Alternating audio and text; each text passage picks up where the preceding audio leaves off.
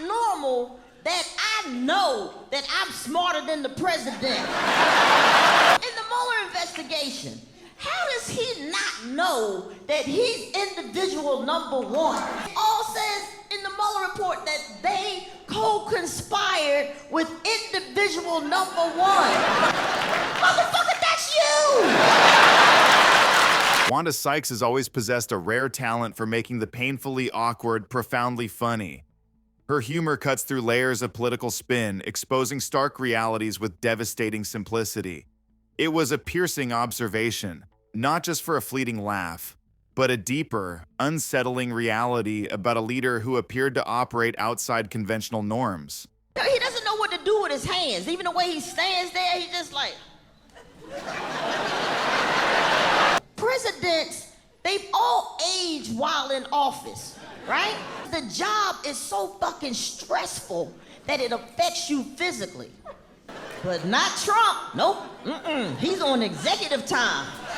Trump hasn't aged, but we have. Her unique perspective allowed her to articulate the deep-seated frustrations of marginalized communities, whose voices are too often sidelined in mainstream political discourse. Hey, Jimmy. I know you must be excited. Your guy Trump won the election. Congratulations. Jimmy, I'm a black woman and a lesbian. How the hell you think I'm doing? What makes Wanda so good is how she nails those super awkward moments and turns them into pure gold. But it's more than that. She actually points the finger at everyone, not just the folks in charge, for how we're all just kind of shrugging off the drama that's playing out. The way we did. Sometimes America is just gonna America. What do you think, like, he could do to maybe make things better? Resign? Yeah. She cut to the chase on the endless expectation for a presidential transformation, stating bluntly that someone in their 70s wasn't suddenly going to learn emotional control. Trump just has to learn how to, be more presidential. He needs to learn how to control his temper and, just not be so impulsive, just, fly off the handle. Well, controlling your temper and not being impulsive, those are things that I'm teaching my kids right now.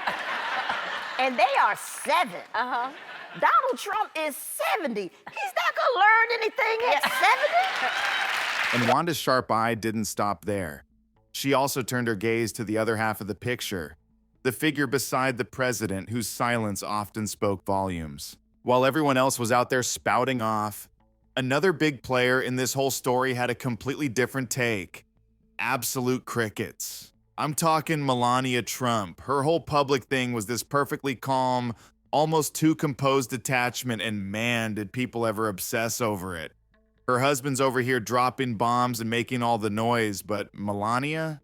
She's just standing there, poised and chill, like a total eye of the political storm. Her reactions, or actually the lack of them, especially when things got crazy, totally sparked massive debates. People were instantly talking about how much power she really had, if she was in on it, and just how things looked for a political spouse. All those moments, the ones the cameras caught again and again, they blew up, became these viral symbols of a clearly tense relationship. A lot of folks saw it as her subtly sticking it to him, or at the very least, just zero warmth coming from her publicly. I can handcuff him and take him away in an orange jumpsuit. That would be...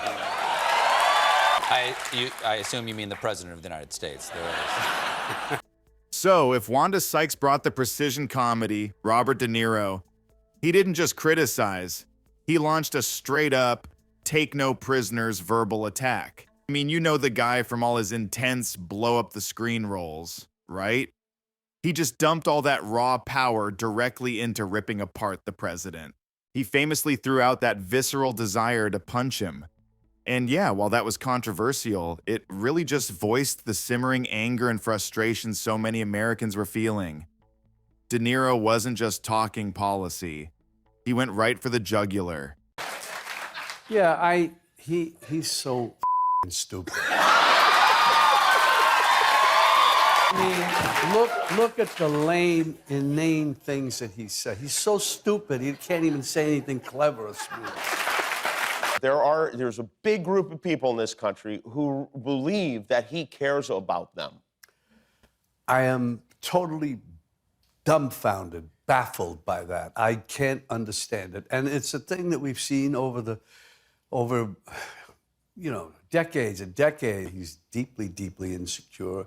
It's so frightening and scary, and he's dangerous. We got to get rid of him. He painted a picture of a leader who was not just totally incompetent, but morally bankrupt, saying he even lacked the moral fibers of the fictional mobsters De Niro himself had so masterfully brought to life on screen. He's a punk, he's a dog, he's a pig, he's a con, a bullshit artist, a mutt who doesn't know what he's talking about, doesn't do his homework, doesn't care, thinks he's gaming society, doesn't pay his taxes. He's an idiot. Colin Powell said it best. He's a national disaster. He's an embarrassment to this country. It makes me so angry that this country has gotten to this point, that this fool, this bozo, has wound up where he has. For De Niro, Trump wasn't just some political opponent.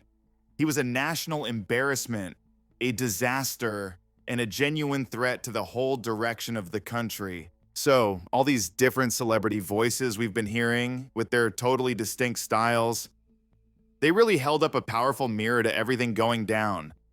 They were essentially screaming about the hypocrisy, the cruelty, and let's be real, that whole habit of putting on a huge spectacle instead of actually getting anything done. They weren't just throwing insults around. They actually made people think.